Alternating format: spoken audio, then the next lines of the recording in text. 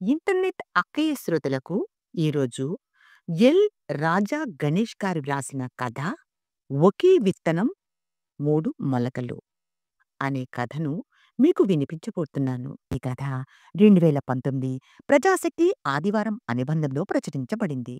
రచయిత అయిన రాజా గణేష్ గారు 1950 సెప్టెంబర్ 15న విజయనగరంలో జన్మించారు. అనకాపల్లిలో విద్యాభ్యాసం పూర్తి చేసి ఏపీఎస్ ఆర్టీసీలో ఉద్యోగం చేసి ప్రస్తుతము విశాఖపట్నంలో నివాసం ఉంటున్నారు. ఈయన రచనలు నిశ్శబ్ద ప్రతిధ్వని, జ్వలితాస్తరాలు, కవితాగ్ని పుష్పాలు మొదలగునవి కవితా సంపుటాలు. చిన్నారి నేస్తాలు, సిరివెన్న ముద్దలు మొదలైనవి బాలగేయ సంపుటాలు. ఈయన రచనలలో శ్రీకృష్ణ శతకము, హేమాలు అనే నీతి పద్యాలు కూడా ఉన్నాయి. ఇక కథలోకి వెడితే, ఒక మానవతా మూర్తి సాయంతో జీవితంలో స్థిరపడిన వ్యక్తి ఆ సాయాన్ని మరిచిపోకుండా తనలాంటి వాళ్లకు ఆలంబనగా నిలిచిన వ్యక్తి కథే ఒకే విత్తనం మూడు మొలకలు. ఉదాత్తమైన స్వభావం కలిగిన పాత్రలను ఈ కథలో మనం చూస్తాము. ప్రతి మనిషి మరొకరికి సాయం చెయ్యాలనే మంచి సందేశాన్నిచ్చిన కథ. మరి కథలోకి వెడదామా? మార్కెట్ రద్దీగా ఉంది. ఎవరి వ్యాపకంలో వారు నిమగ్నమై ఉన్నారు. పసివాడి 2 చెంపలు చెల్లుమనిపించాడు టీ కొట్టతను. బావురమని ఏడుస్తూ కన్నీరు దారులు కడుతుంటే జుట్టుపట్టి వంచి వీపుపై మరొక 2 దెబ్బలు బాదాడు. ఎవరికి వారు తమకు పట్టనట్టు చూస్తున్నారు. మార్కెట్ నుంచి టీ కొట్టతను దౌర్జన్యం చూసి నిర్ఘాంతపోయింది విశ్రాంతమ్మ. ఆగో! అని గట్టిగా అరిచింది. టీ కొట్టతను విశ్రాంతమ్మకేసి కోపంగా చూస్తూ ఆగిపోయాడు. కాయగూరల సంచి పక్కన ఉంచి ఏడుస్తున్న కుర్రాన్ని దగ్గరికి లాక్కుని కన్నీళ్ల పొడితో తుడిచి ఊరుకోరా అని ఓదార్చింది. చిన్నపిల్లవాణ్ణి ఇంత దారుణంగా కొడతావా అని నిలదీసింది. ఆ రోజు రోజు ఎంత నాశనం చేస్తున్నాడో నీకేం తెలుసు? చిన్నపిల్లవాణ్ణి పనిలో పెట్టుకుంటావా? ఎక్కువ చేశామంటే పోలీస్ కంప్లైంట్ ఇస్తాను. లేబర్ ఆఫీసర్కి రిపోర్ట్ ఇచ్చి ఫైన్ కట్టిస్తాను. ఊచలు లెక్క పెట్టిస్తాను, జాగ్రత్త. అయోపయంగా చూశాడు టీ కొట్టతను. నీ పేరేమిట్రా? మీ అమ్మ నాన్న ఎక్కడుంటారు? మీదే ఊరు? ఎక్కడుంటావు? ప్రశ్నల వర్షం కురిపించింది విశ్రాంతమ్మ. నా పేరు బాబు. మా నాన్న పేరు అప్పారావు. అమ్మ చచ్చిపోయింది. పిన్ని కొడుతుంది. అన్నం పెట్టను పొమ్మంది. మాది జీనగరం. రైలెక్కినాక దువ్వాడలో దిగినాను. ఇక్కడ గ్లాసులు ప్లేట్లు కడిగేశాక అదిగదిగో ఆ బండి పక్కనే పడుకుంటాను అని గడగడా చెప్పేశాడు బాబు. వాడి వయసు 8, 9 మించి ఉండవు. చలాకీ కళ్ళు, చూడచక్కనైన మొహం, ఆకలి వేదనతో బక్కచిక్కి ఉన్నాడు. సరేలే, నాతో వస్తావా అని ఇంటికి తీసుకెళ్ళింది. వికాస్గా వాడి పేరు మార్చింది. కొత్త బట్టలు కుట్టించింది. తాను టీచర్గా ఉద్యోగం చేస్తున్న ఎలిమెంటరీ స్కూల్లోని 3వ తరగతిలో జాయిన్ చేసింది. కడుపు నిండా తిండి పెట్టి శ్రద్ధగా చదివించడం ప్రారంభించింది. వీణ్ణెందుకు తీసుకొచ్చావే తద్దినంలాగా అని ఈసడించి తెగగించుకున్నాడు విశ్రాంతమ్మ భర్త పరమానందం. ఎలా అయినా ఇంటి నుంచి తరిమేయాలని నిర్ణయించుకున్నాడు. ఇంట్లో ఉండే 2 రోజులు శనిలా తగులుకున్నాడు గుంట వెధవ అని గొణుక్కుంటూనే ఉండేవాడు. ఆఖరి సమయంలో వీడే మనకి ఆసరా అవుతాడేమో. వీడి ప్రాణానికి పిడికెడు గింజలు చాలు. నాకు నా కన్న కొడుకుతో పాటు మరొకటి పెంచాలనే కోరిక వీడి వల్ల నెరవేరుతుంది. వద్దనకండి, ఉండనివ్వండి. మీరు లేనప్పుడు నాకు రోజంతా తోడుగా ఉంటాడు అని భర్తను ప్రాధేయపడింది విశ్రాంతమ్మ. పరమానందం కూడా ఉపాధ్యాయుడే. అతను మాడుగులి ఎలిమెంటరీ స్కూల్లో ప్రధాన ఉపాధ్యాయుడు. విశాఖ నుండి రోజూ ప్రయాణం చేయలేనంత దూరం కావడంతో వారానికొకసారి వచ్చి వెళ్తుంటాడు. పరమానందం అటు భార్యని నొప్పించలేక సరే అన్నాడు. కాని ఏదో దుగ్ధ వెంటాడుతూనే ఉంది. అందుకే వికాస్ ఊరికినే పడి తింటున్నాడన్న భావనతో కాళ్ళు పట్టించుకోవడం, జోళ్లు తుడిపించుకోవడం, ఇళ్ళు తుడిపించటం, అది చెయ్యి ఇది చెయ్యి అని ఇంట్లో ఉండే రోజులు సతాయిస్తూనే ఉండేవాడు. విశ్రాంతమ్మ మాత్రం వికాస్ని తన కన్న కొడుకు ప్రశాంత్తో సమానంగా చూసుకుంటుంది. ఆదరణ చూపించేది, శ్రద్ధగా చదివించేది. విశ్రాంతమ్మ, వికాస్ తల్లి బిడ్డల బంధం బలపడింది. పరమానందం విశ్రాంతముల పెంపకంలో వికాస్ 10వ తరగతి ప్రథమ శ్రేణిలో పాసయ్యాడు. ప్రసాద్ మెడిసిన్ పూర్తి చేసి పోస్ట్ గ్రాడ్యుయేషన్ కోసం అమెరికా వెళ్ళిపోయాడు. పోస్ట్ గ్రాడ్యుయేషన్ పూర్తయిందో లేదో కాని అక్కడ అమెరికా అమ్మాయిని పెళ్లాడి స్థిరపడిపోయాడు. తిరిగి రానే లేదు. అదే సమయంలో పరమానందం, విశ్రాంతములు రిటైర్ అయ్యారు. ఆ దంపతులిద్దరూ కన్న కొడుకుని పెంచి ప్రయోజకుని చేసినందుకు ఎందుకూ పనికిరాకుండా పోయాడనే బాధతో కుమిలిపోసాగారు. కొడుకు ఎడబాటు తట్టుకోలేకపోయారు. కనిపించి ప్రయోజకుని చేసిన కొడుకే మనకేమీ కాకుండా పోయాడు. పరాయివాడెప్పుడూ పరాయివాడే. ఇప్పటివరకు నువ్వు నీ ప్రయోజకత్వం ఇక చాలు. వికాసుని బయటికి పంపేయ్ అని అప్పణ్ణించి పట్టుపట్టాడు పరమానందం. విశ్రాంతమ్మకి మనసులో ఎంతో బాధగా ఉన్నా భర్తని తీవ్రంగా ఎదిరించలేకపోయింది. తమ పలుకుబడిని ఉపయోగించి హేమసాయి ట్రాన్స్‌పోర్ట్ ఆఫీసులో గుమస్తాగా జాయిన్ చేసింది. అనాథాశ్రమాలన్నిటినీ జల్లెడపట్టి ఈడుజోడైన పిల్ల సుమతో వికాస్‌కి పెళ్లి చేసింది.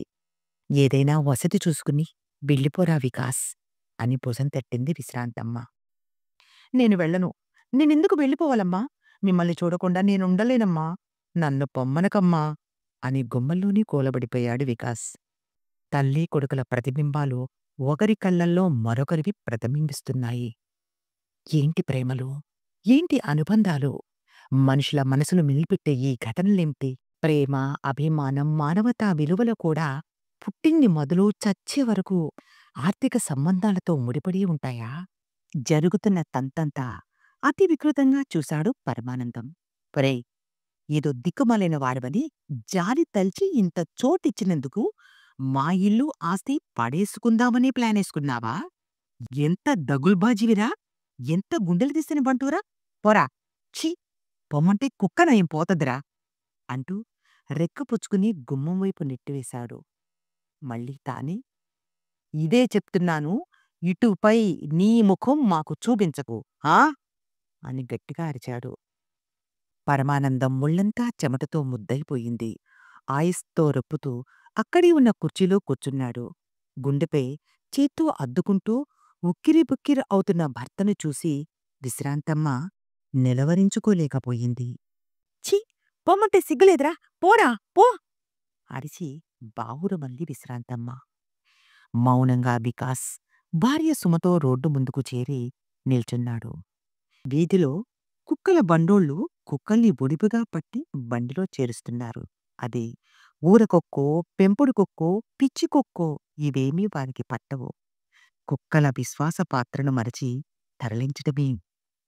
నాదీ కుక్క జన్మే అని లోలోన మూల్గి భార్య సుమతో బతుకు దిద్దుబాటుకు ఆలోచిస్తూ ముందుకు కదిలాడు.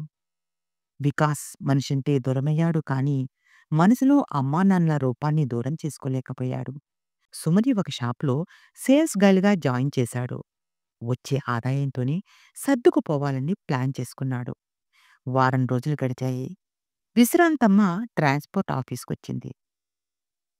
వికాస్ ఎలా ఉన్నావురా? అని వాటేసుకుంది. ఏ సమాధానం చెప్పక స్తబ్దుగా ఉండిపోయాడు వికాస్. పోనీ నా సెల్‌కి ఒక్క ఫోనైనా చేయలేదేందిరా? ప్రశ్నించింది. జీతం సరిపోదు కదా! ఈ డబ్బుంచరా అని జేబులో కొంత డబ్బు పెట్టింది విశ్రాంతమ్మ. అమ్మా! ఈ డబ్బు నాకొద్దు. ఉన్నంతలోనే సర్దుకుంటాను. తీసుకోమని బలవంతం చేయకు.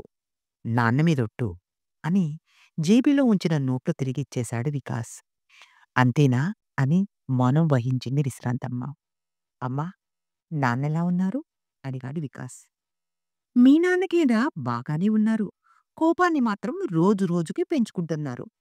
తప్పు చేశాడని ప్రశాంత్‌ని, నిన్ను అనవసరంగా పెంచానని నన్ను, ఆ కారణంగా నిన్ను కూడా తిడుతూ, గొణుక్కుంటూనే ఉంటాడు రోజంతా అని చరచరా వెళ్ళిపోయింది విశ్రాంతమ్మ. విశ్రాంతమ్మ రాక వికాస్‌కి పట్టరాని ఆనందాన్ని కలిగించింది. విశ్రాంతం వెళ్ళినట్టే వెళ్ళి మళ్ళీ వెనక్కి తిరిగొచ్చింది. వికాస్ జాగ్రత్తగా విను. మీ నాన్నగారి ఆరోగ్యరీత్యా నువ్వు అక్కడికి రాకపోవటమే మంచిది. పొరపాటుగానైనా రాకు సుమా! అప్పుడప్పుడు నేనే వస్తూ ఉంటాను. వికాస్ జాగ్రత్తగా ఉండు నాన్నా! అని హెచ్చరించి వెనుతిరిగిందామె. సంవత్సరం పైగా కాలం దొర్లిపోయింది. ఆ రోజు డ్యూటీకి యథావిధిగా వెళ్ళాడు వికాస్. ఏదో నీరసం, నిస్సత్తువ, పరధ్యానం, చికాకు వెన్నాడుతుంటే ఇబ్బంది పడుతూ కూర్చున్నాడు. ఇంతలో ఫోన్ రింగ్ అయింది. "అన్ని లారీలు వెళ్ళిపోయాయా? ఇంకా వెళ్ళాల్సినున్నాయా? కరెక్షన్స్ సంగతేంటి? మేనేజర్ ఇంకా రాలేదా?" ఓనర్ ఫోన్ సమాధానం చెప్పి ఫోన్ పెట్టేశాడు వికాస్. మళ్ళీ ఫోన్ రింగ్ అయ్యింది. "వికాస్ ఉన్నాడా?" ప్రశ్న. "నేనే వికాస్‌ని." "అరే వికాస్! నేను ప్రశాంత్‌ని. నమస్తే అన్నయ్య." "హ్మ్. నాన్న ఉదయం హార్ట్ ఎటాక్‌తో చనిపోయార్రా. నువ్వు వెంటనే అమ్మ దగ్గరికి వెళ్ళరా వికాస్." మారు మాట్లాడకుండానే ఫోన్ కట్ చేశాడు ప్రశాంత్. విశ్రాంతమ్మ దగ్గరకు గాబరాగా పరిగెత్తాడు వికాస్. అమ్మ తరఫు బంధువులు, నాన్న తరఫు బంధువులు, స్నేహితులు, ఇరుగు పొరుగు వచ్చేశారు. ప్రశాంత్ రాక కోసం ఆరా తీస్తున్నారు. వికాస్ దుఃఖిస్తూ అమ్మ దగ్గరికి చేరి భుజంపై వాలిపోయాడు. మరుసటి రోజు మధ్యాహ్నం 1 గంటకు చేరాడు ప్రశాంత్. సమాధి కార్యక్రమం పూర్తయింది. ఇంటికి చేరిన వెంటనే తిరుగు ప్రయాణానికి సిద్ధమయ్యాడు ప్రశాంత్. "వికాస్, మీ వదినకి, అదే నా మిసెస్ ఇండియా రావడానికి అస్సలు ఇష్టం లేదు. నేను అమ్మానాన్నల ప్రమేయం లేకుండా పెళ్లి చేసుకుని చాలా పెద్ద తప్పు చేశాను. అమ్మని నాతో పాటు తీసుకుపోదామంటే అమ్మ ససేమిరా రానంటుందిరా వికాస్. అమ్మని నువ్వే జాగ్రత్తగా చూసుకోవాలిరా. అమ్మ దగ్గరే ఉండి అమ్మని కనిపెట్టుకుని ఉండరా. నువ్వు వేరేగా ఉండడం ఎందుకురా? నీకు డబ్బులేమైనా కావలిస్తే నన్నడుగు. మొహమాట పడొద్దు. నేనున్నానని మర్చిపోకు" అన్నాడు ప్రశాంత్. "అలాగే అన్నయ్య" అని తలూపాడు వికాస్. టాక్సీలో విమానాశ్రయానికి బయలుదేరాడు ప్రశాంత్. చీకట్లు ముసురుకుంటున్నాయి.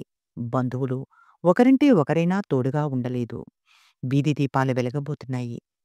సంచిలో 2 చీరలు, 2 బెడ్‌షీట్లు, మిగతా సామగ్రి, సరంజామా సర్ది ఆటోని తీసుకొచ్చాడు వికాస్. "ఆటో ఎందుకురా?" ఏమీ అర్థంగాక ప్రశ్నించింది విశ్రాంతమ్మ. "మనింటికి పోదాం అమ్మా" అన్నాడు వికాస్. "అక్కడికెందుకు?" అసహనంగా అందామె. "అమ్మా, నాన్న లేని ఇల్లెంత నిర్జీవంగా ఉందో చూడు. నాన్న, నువ్వు ఈ ఇంట్లో కలిసిమెలిసి హాయిగా ఉండేవారు. ఈరోజు నాన్న లేని ఈ ఇంట్లో దిగులు దిగులుగా ఉంటుంది. స్థల మార్పిడితో కొంచెం ఆలోచన తగ్గుతుంది కదా. మారు మాట్లాడకుండా నాతో పదమ్మా" వివరించి చెప్పాడు వికాస్. వాస్తవాన్ని కాదనలేక "సరే వికాస్, పద ఇంటికి తాళం పెట్టు" అందామె. ఊరికి బాగా దూరంగా ఉన్న ఇల్లది. ఇంటి స్థలాన్ని రక్షించుకునేలా చుట్టూ కాంపౌండ్ వాలును కట్టి మధ్యలో 2 గదుల రేకుల షెడ్డు అది. ఆ పరిసరాల్లో ఇళ్ళన్నీ దూరం దూరంగా ఆకాశంలో నక్షత్రాల్లా మెరుస్తున్నాయి. చాలా ఖాళీ స్థలాలు, మట్టి రోడ్డు. సాయం సంజ చీకటి వెలుగుల పెనులాటలో చల్లని గాలులు ఆహ్లాదకరమైన వాతావరణంలోకి ఆటో చేరింది. "రామ్మా" అంటూ ఆటో దిగాడు వికాస్. విశ్రాంతమ్మ ఆటో దిగిందో లేదో "రెండమ్మగారూ" అంటూ ఒక పెద్దావిడ చెయ్యందుకుంది.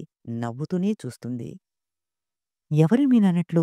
ప్రశ్నార్థకంగా చూసింది విశ్రాంతమ్మ. "అమ్మా, ఈవిడ మా అమ్మ" అన్నాడు వికాస్. మరో పక్క ఇద్దరు పిల్లలు వచ్చి చెయ్యందుకున్నారు. "నాయనమ్మా రా" అన్నారిద్దరూ ఒక్కసారి. "వీళ్ళెవరు?" అడక్కుండా ఉండలేకపోయింది విశ్రాంతమ్మ.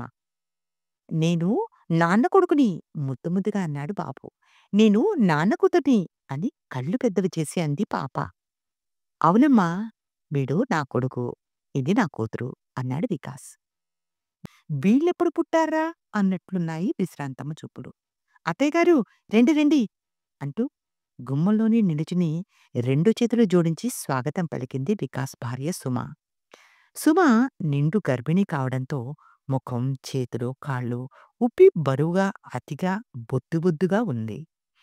నిలిచోడానికి, కూర్చోడానికి ఓపిక లేని దానిలా కనిపిస్తుంది. నవ్వుతూనే సమాధానమిచ్చి తలూపింది విశ్రాంతమ్మ. పెద్దావిడ కాళ్ళు కడుక్కోవడానికి చెంబుతో నీళ్ళందిస్తుంటే పిల్లలిద్దరూ తువాలు పట్టుకుని సిద్ధంగా ఉన్నారు. ఏంటి రాజమర్యాదలు అని లోలోన అనుకుంది. తన రాకతో వాళ్ళందరికీ ఎంతో ఆనందం కలిగిస్తుంటే ఎంతో సంతృప్తిగా చూసింది విశ్రాంతమ్మ. చాలా సువిశాలమైన ఇంటి స్థలం. ఇంటి చుట్టూ ఖాళీ స్థలంలో కొబ్బరి చెట్లు, 2 కొబ్బరి చెట్ల మధ్యలో అరటి చెట్టు, గేటు దాటి అడుగు లోపల పెట్టింది విశ్రాంతమ్మ. ఈశాన్య మూలలో నుయ్యి, మధ్యలో నడిచేందుకు దారి. అటూ ఇటూ తోటకూర, గోంగూర, పాలకూర, చుక్కకూర, ఆకుకూరల మళ్ళు ఉన్నాయి. కొంచెం ముందుకెళ్తే రెండు వైపులా వంగ, బెండ, మిరప, టమోటా, కనకాంబరం, చామంతి, లిల్లీ మొదలైన పూల మొక్కలతో చాలా అందంగా ఉంది. విశ్రాంతమ్మతో "అమ్మా! ఇల్లు బాగుందా?" అడిగాడు వికాస్. బాగుందన్నట్టు నవ్వింది. "ఇది మా ఓనర్ గారి స్థలం. అద్దె లేకుండా ఉండమన్నారమ్మా." "అవునా?" విశ్రాంతమ్మ ఆనందం రెట్టింపైంది. గబగబా ఇంట్లోకి వెళ్ళి కుర్చీ తుడిచి "రామ్మా! ఇలా వచ్చి కూర్చో" అరిచినట్టుగా అన్నాడు వికాస్. వెనుకనే లోనికి వచ్చిన సుమ ఫ్యాన్ ఆన్ చేసి విశ్రాంతంను లోపలికి వచ్చి కూర్చుందాకా "అత్తయ్యగారు, ఒంట్లో ఓపిక లేదు, మరేమనుకోకండి, కాసేపే కూర్చుంటాను" అని నేలపై ఓ మూలన పరిచి ఉంచిన బొంతపై కూర్చుంది సుమ. పెద్దావిడ మంచినీళ్ళు అందిస్తే గబగబా తాగేసింది విశ్రాంతమ్మ. ఇల్లంతా పరిశీలనగా చూసింది. ఖాళీగా, బోసిగా ఉంది. ఓ మూల చాపలు మడిచిపెట్టి ఉన్నాయి. మరో మూల చెక్క పెట్టి ఉంది. దానిపై పుస్తకాలు సర్ది ఉన్నాయి. వెనుక వంటగది. దాని రూపురేఖలు విశ్రాంతమ్మకు కనిపించలేదు. "అమ్మగారు, మీరు పుట్టెడు దుఃఖంలో ఉంటే రావాలని ఉన్న కోడల్ని ఈ పరిస్థితిలో వదిలి రాలేకపోయాను" అంది పెద్దావిడ. "పర్వాలేదులేమ్మా" అంది విశ్రాంతమ్మ. "నానమ్మ దగ్గరికి తీసుకెళ్తానంటారు నాన్న. కానీ ఎప్పుడు తీసుకెళ్లరు. మా కోసం నువ్వే వచ్చేశావు కదా నానమ్మా" అంది పాప. "మా నాన్నమ్మ" అని చెయ్యి పట్టి కదిపాడు బాబు. "ఉండండ్రా పిల్లలు, అమ్మగారు 2 రోజుల్నించి తిండి తిప్పలు లేకుండా ఉన్నారు. కొంచెం ఎంగిలి పడతారు" అంది పెద్దావిడ. "వద్దమ్మా, నాకేమొద్దు. కాసేపటి తర్వాత పడుకుంటాను. మరోసారి ఓ గ్లాసు మంచినీళ్ళివ్వండి చాలు." "అమ్మా, నా మాట వినవా?" దీనంగా అన్నాడు వికాస్. నా మాట విని కొంచెం అన్నం తినమ్మా" అభ్యర్థనగా అడిగాడు. "వద్దురా వికాస్, వద్దు." "అమ్మా, నువ్వు కొంచెం అన్నం తింటే నేను కూడా తింటాను" చివరగా అన్నాడు వికాస్. వీడు కూడా నాలాగే 2 రోజుల నుంచి తిండికి, నిద్రకి దూరమయ్యాడు కదా! అయ్యో! అని తోచింది విశ్రాంతమ్మకు. "సరేలేమ్మా, వికాస్‌కి నాకు కొంచెం అన్నం పెట్టండి" అంది వెనువెంటనే. 2 కంచాల్లో అన్నంతో పెద్దావిడ వస్తే 2 గ్లాసులతో నీరు పిల్లలిద్దరూ పట్టుకొచ్చారు. వడ్డిస్తున్న చేతుల్లో ప్రేమని, వడ్డిస్తున్న వారి ముఖాల్లో ఆనందాన్ని మార్చి మార్చి చూసింది విశ్రాంతమ్మ. "అన్నం తినండమ్మా" అంది పెద్దావిడ. "వీళ్ళెవరు?"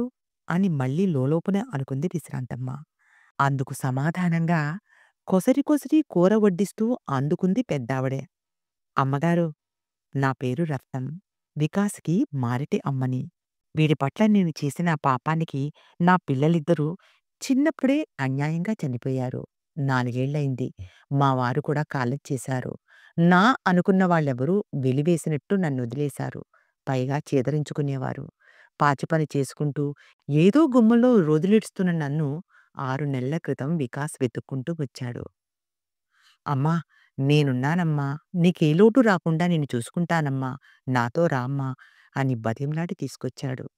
ఈ రోజుల్లో కన్న కొడుకులే తల్లిదండ్రుల్ని సరిగ్గా చూడడం లేదు. అటువంటిది వీడి పట్ల నిరాదరణతో తన్ని తరిమేసిన నన్ను క్షమించి పెద్ద మనసుతో ఆదుకున్నాడమ్మా. ఇదంతా మీ పెంపకంలో మీరు నూరిపోసిన ప్రేమేనమ్మగారు అని ముగించింది రత్నం. "అత్తయ్యగారు, చెయ్యి కడిగేసుకోకండి, కొంచెం మజ్జిగ పోసుకుని తినండి" అంది సుమ. రత్నం అత్తగారి కంటే ఇద్దరిని మా వారు తీసుకొచ్చి వీళ్ళని మన సొంత బిడ్డలా ఆదరిద్దాము. మనం తిన్నా తినకపోయినా వీళ్ళకి ఏ లోటు రానివ్వకుండా పెంచుదాం. పెద్దవాళ్ళని, ప్రయోజకుల్ని చేద్దాం. నువ్వు కాదంటే మా అమ్మ మీద ఒట్టు అని నాకు అప్పగించారండి. ఇది నా పెద్ద కూతురు విశ్రాంతి. వీడు నా పెద్ద కొడుకు పరమానంద్ అని పిల్లలిద్దరినీ చెరో పక్కకు దగ్గరగా లాక్కుంది సుమ. నేడు మనిషి మనిషికి నడుమ పెరుగుతున్న దూరాన్ని చూసిన కళ్ళతో దగ్గరవుతున్న వీరిని చూసి పట్టరాని ఆనందాన్ని అనుభవిస్తూ మైమరిచిపోయింది విశ్రాంతమ్మ. తేజోమయమైన మానవతను కళ్ళార్పకుండా చూసిందామె. చీకటి కోణం నుంచి ఆశావాహక దృక్పథం వేకువలా వెలుగు పొంగులెత్తింది. నేను వికాస్ అనే విత్తనాన్ని ప్రేమతో నాటాను. అదే విత్తనం 3 మొలకలుగా మొలకెత్తింది. సంతృప్తితో లోలోని ఆత్మానుభూతి చెందింది విశ్రాంతమ్మ. "అత్తయ్యగారు!" సుమ పిలుపు తట్టింది. ఏమిటన్నట్టు చూసి చేకడుక్కుంది. "అత్తయ్యగారు, ఇంకో విచిత్రం చెప్పమంటారా?" అని క్షణంసేపు ఆగి సుమ తన గర్భం వైపు పారవశంగా తడుముకుంటూ ఆ! ఇంకా పుట్టకముందే మా బిడ్డకు పేరు నిర్ణయించేశారు మీ అత్తయ్య గారు. పాప పుడితే ప్రశాంతి, బాబు పుడితే ప్రశాంత్ అని ఆనందంగా ముసిముసిన నవ్వులు నవ్వింది సుమ. తృప్తిగా భోంచేసి ఆనందింపచేసే మధ్య మధ్యలో తియ్యని మాటలతో ముగించి చెయ్యి తుడుచుకుంది విశ్రాంతమ్మ. అందరి వైపు ఆనందంగా మార్చి మార్చి చూసి, "వికాస్, నేను ఎప్పటికీ మీతోనే ఉండిపోతానురా" అంది దృఢంగా విశ్రాంతమ్మ.